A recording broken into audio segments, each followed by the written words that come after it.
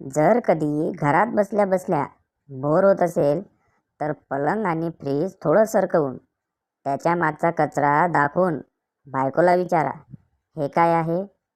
त्यानंतर पूर्ण दिवस कसा निघून जाईल ते कळणार पण नाही.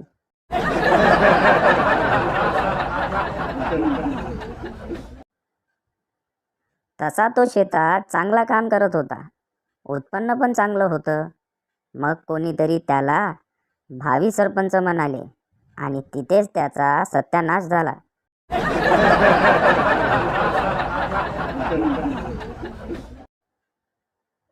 महाराष्ट्राची क्रीडा क्षेत्राकडे वाटचाल, दहीहंडीला खेळाचा दर्जा, शासकीय नोकरीत 5% कोटा, हे बघून रात्रंदिवस MPSCचा अभ्यास करणारे कोमात गेले असतील.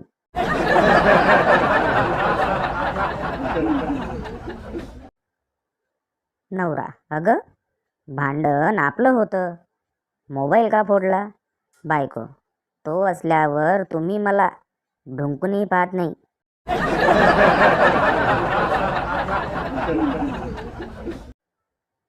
बंड्या नोकरीसाठी मुलाखत द्यायला गेला. मुलाखत घेणारा, जावा म्हणजे काय? बंड्या, सर, 2 भावांच्या बायकांना जावा म्हणतात. मुलाखत घेणारा, आता तुम्ही इथून सरळ घरी जावा.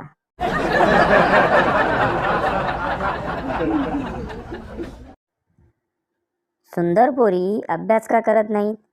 कारण त्यांना माहिती असते की जगाच्या पाठीवर कुठेतरी एक गाढव नक्की आहे, जो डॉक्टर किंवा इंजिनियर होऊन तिचे लाड पुरवण्यासाठी राब राब राबतोय.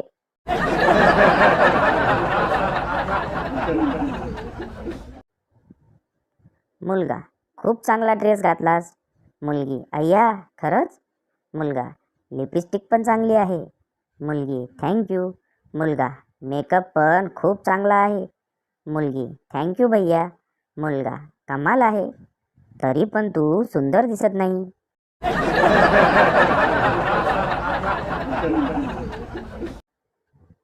पप्पूने रेडिओ मिरचीला फोन लावला. हॅलो साहेब, हे रेडिओ स्टेशन आहे का? RJ, हो. काय मेसेज आहे तुमचा? पप्पू, माझा आवाज पूर्ण शहर ऐकत आहे का? RJ, हो, बोला तुम्ही. पप्पू, म्हणजे माझी बहीण जी घरी रेडिओ ऐकत आहे, तिला पण तो ऐकू येत असेल का?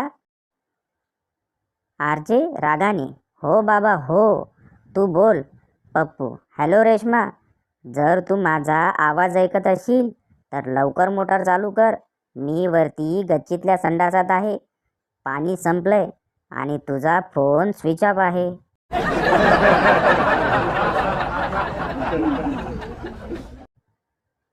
मंग्या चिंगीला घेऊन बागेत बसला होता. चिंगी लाडात, जानू, असं काहीतरी बोल ना की माझ्या हृदयाची धडधड वाढेल, मन बेचैन होईल. मंग्या, पळ लवकर, तुझा टकला बाप येतोय.